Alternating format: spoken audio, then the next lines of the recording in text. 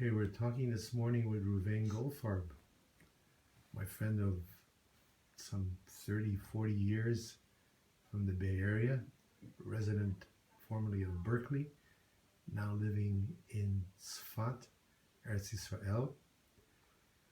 And it's a pleasure to see you in my home and to be able to ask you a few questions about the phenomena that Reb Shlomo created in the Bay Area, starting with the House of Love and Prayer and then going on to Berkeley. I should say that Reb Reuven is a poet, and a published poet at that, an editor and a gentleman and a good friend for many, many years. We've gone through several Gilgulim in this lifetime. Looks that way, yeah. And we managed to preserve our friendship throughout all that time. So, Reuven, I know that you were one of the early part of the House of Love and Prayer, and then after that, things that took place with the Chevra in Berkeley. Maybe you'll tell us a little bit about your connection with all of that. Okay, but Keitzer, people always ask me, how long did you know Shlomo, and when did you meet Shlomo? And you were at the House of Love and Prayer, or you knew Shlomo, depending on the age of the person asking the question. So I met Shlomo in 1970 at a concert in Berkeley, but I was living in San Francisco at the time. The House of Love and Prayer had been going for a couple of years already. When I showed up, I met the Chevra at the house before I met Shlomo. But, it was a matter of a couple of months or a few weeks, not a long time lag.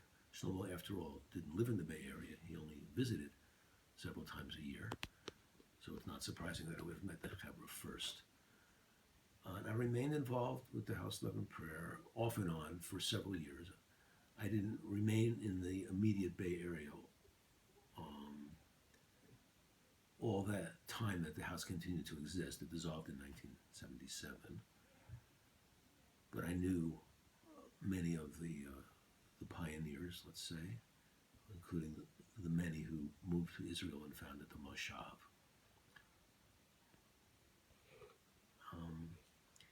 After the house dissolved, I became part of the Aquarian Minyan. There was an overlap. Until I moved to Berkeley, I was still attending the House of Love and Prayer. But I moved to Berkeley in 1976. I was already part of the Aquarian Minyan for a couple of years.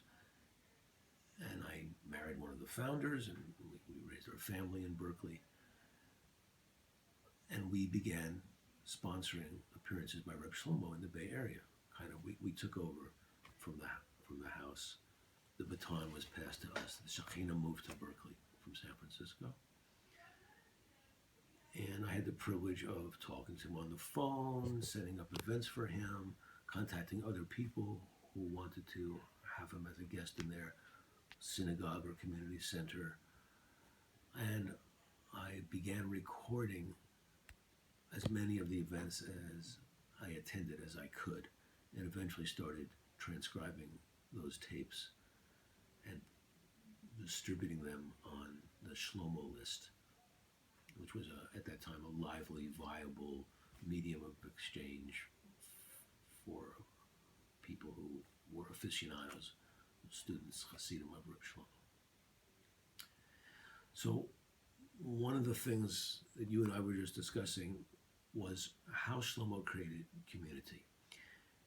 And this was not the way people usually create communities, which by establishing an organization and having officers and dues and things like that.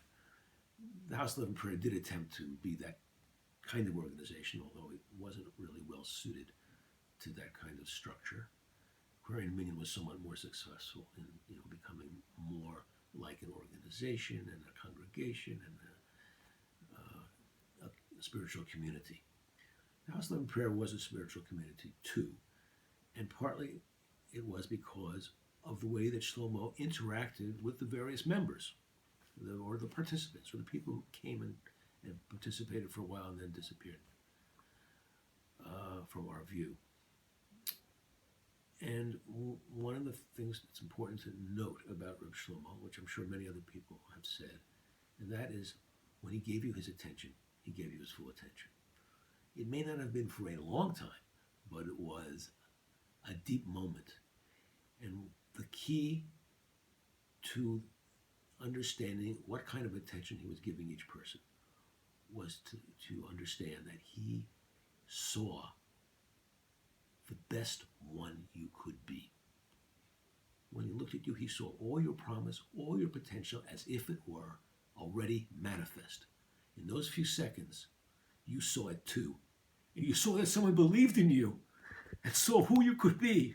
And it's the same person you wanted to be in your heart of hearts. Although you never maybe even told anybody who it was you wanted to be and hoped you could be. But he saw it.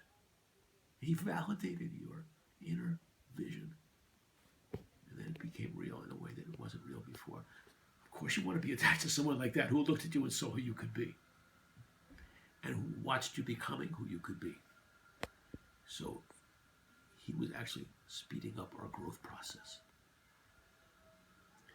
Okay,